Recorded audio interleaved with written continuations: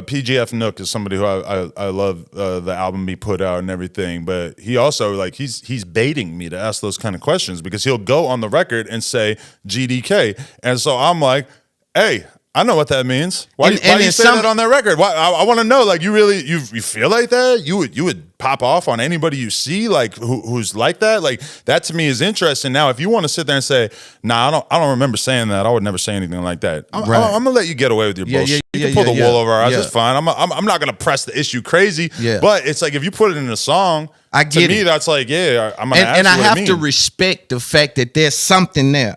Right. I haven't identified how to move with it, but there's something there when they are saying these things on these records and then these Instagram posts, and then you sit in front of me and I'm dealing with an audience. You understand? So there's something there, right? And out of loyalty and respect for my audience, I need them to understand that I do ask you the things that need to be asked. But I love, you know what other comments I love reading? I love when I get comments that are like, how the fuck does this 38-year-old white boy know what the fuck is going on? I love those comments of people who are like, answer it. Here's your chance. He actually fucking understands the politics of this rapper and this, like, how did, like, that to me means a lot too, because I just love people and I love culture and I love music and I love just observing what's going on. And I'm not trying to be something I'm not, but at the same time, like, when I know that I'm doing a really good job, I could be reporting on a story that is not the biggest thing. I just interviewed this YouTuber, Booba 100X, sorry.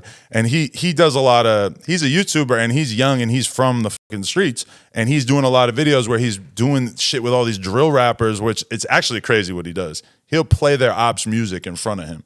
And so then these are dangerous. This is like a young black kid from the hood.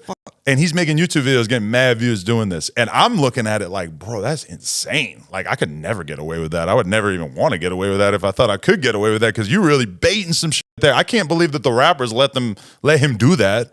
And he's just out here making content like that. And I was doing the interview with him and he's just like astonished, like multiple times in the interview of like, whoa, you're really deep on YouTube that you know what the fuck is going on in New York like that. And I like that's.